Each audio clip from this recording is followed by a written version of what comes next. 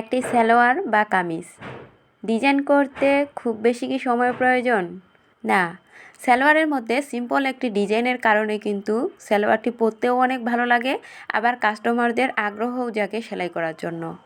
তো এখানে যে আমি সালোয়ারটি ডিজাইন করেছি, এখানে কিন্তু আমার সময়ও কম লাগছে, আবার কাপড়ও কমের মধ্যে আমার সিম্পল ডিজাইন।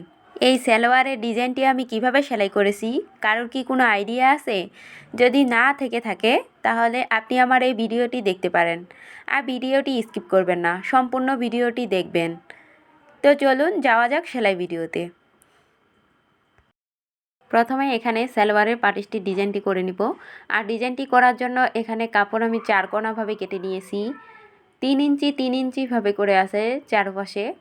তো এটা আমি এই তো 2 কোণ মিলিয়ে আবার 4 ভাঁজ করে নিলাম কোণাকোণিভাবে।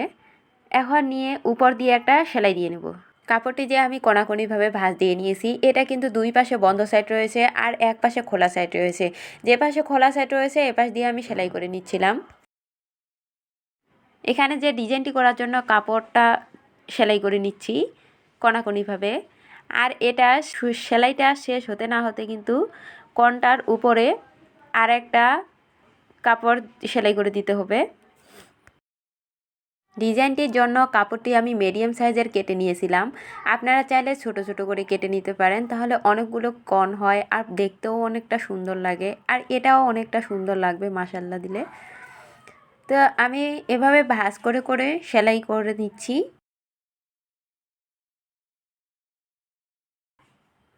সালোয়ারের প্রথম পাটিসটিতে আমার 7টি কোণ বসেছে।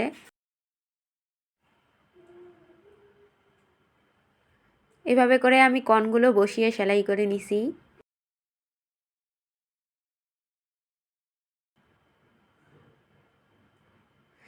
এখন দেখেন এখানে উপর দিয়ে চাপ সেলাইটা দিলে কিন্তু ভালো দেখাবে না। এখন এটা উল্টিয়ে নিয়ে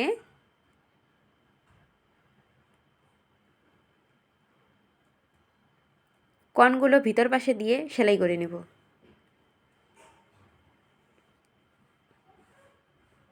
আপনারা আমার হাতের দিকে লক্ষ্য করবেন।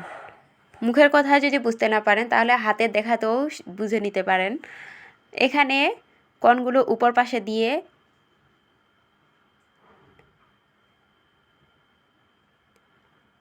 বাইরের যে কাপড়টির এক্সট্রা রয়েছে এটা আমি কেটে ফেললাম।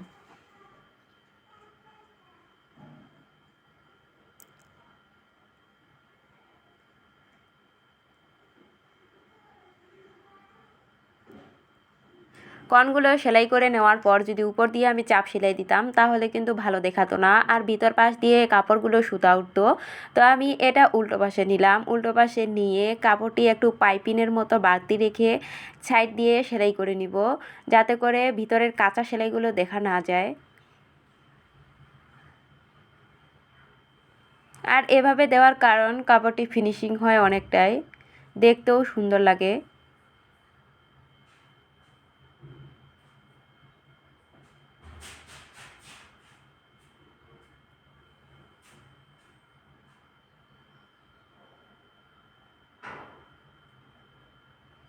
সেলাই করে নেওয়ার পর এখন সোজা পাশে উল্টিয়ে দিব। এখন উপর দিয়ে চাপ সেলাই দিব, আর এখানে আমি 2টি চাপ সেলাই দিব ডাবল করে।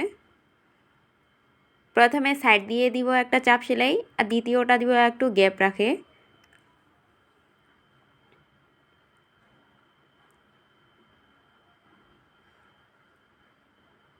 আমি এখানে একটু দেখিয়ে নিচ্ছিলাম যে এটা কি আমি উপর পাশে এভাবে রেখে দিব নাকি নিচ পাশে দিব কোণগুলো।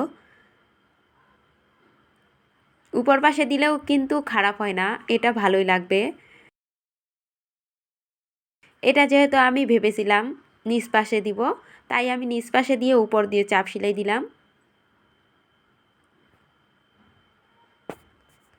সালোয়ারের একটি পাটিসের মধ্যে আমি ডিজাইনগুলো দেখিয়ে দিলাম। এখন একই নিয়মে আমি পরের পাটিসটিও সেলাই করে নিছি। আমার মনে হয় একটা ডিজাইন দেখালে পরবর্তীতে আরেকটা ডিজাইন না দেখালেও হয়, মানে পরের পাটিসটি কীভাবে সেলাই করলাম সেটি না দেখালেও হবে। এখন পুরো সালোয়ারের হাতার পাটিসটি সেলাই করে নিব। আর এখানে আমি নিয়েছি হাতার মুখ 6.5। আপনারা চাইলে যদি টাইট করতে চান ফিটিং পরতে চান তাহলে 5.5-6 রাখতে পারেন, আবার যদি লুজ পরতে চান তাহলে 7 ইঞ্চিও রাখতে পারেন। সেটি আপনার বা কাস্টমারদের উপর নির্ভর করে কতটুকু লুজ টাইট পরবেন।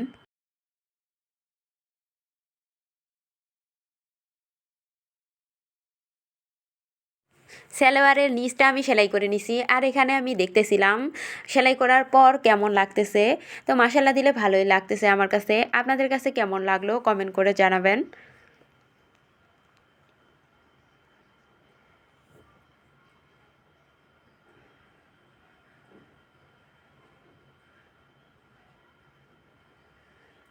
এখন আমি সালোয়ারের রাবারটি লাগিয়ে নিব। আর রাবারটি লাগালেই আমার সালোয়ারটি ফুল কমপ্লিট হয়ে যাবে।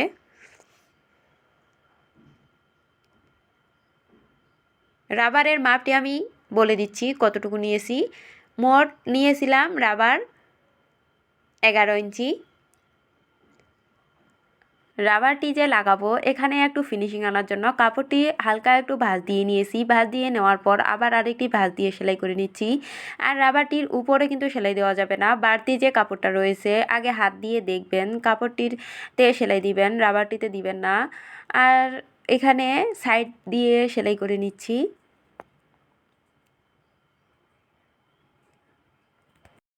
সাইড দিয়ে একটা সেলাই দিয়ে নেওয়ার পর এখন মাঝখান দিয়ে আর একটা সেলাই দিতে হবে। আর এখানে যে মাঝখানে সেলাইটা দিব এটার কাপড়টা একটু টেনে টেনে নিতে হবে রাবারটি। আর যদি টানে না নেন তাহলে কিন্তু পরবর্তীতে পরতে গেলে সেলাইগুলো ছুটে যায়। এখানে আমার সালোয়ারটি সেলাই করা হয়ে গেল, রাবার লাগানো শেষ। এখন আমার সালোয়ারের ফাইনাল লুক দেখাবো। দেখেন আর কমেন্ট করে জানাবেন কেমন হয়েছে। ভিডিওটি যদি আপনাদের কাছে ভালো লেগে থাকে তাহলে অবশ্যই লাইক কমেন্ট শেয়ার করবেন। পরবর্তী ভিডিও পেতে সাবস্ক্রাইব করে রাখবেন। ভিডিওটি আজকে এই পর্যন্তই। সবাই ভালো থাকবেন, সুস্থ থাকবেন। আল্লাহ হাফেজ।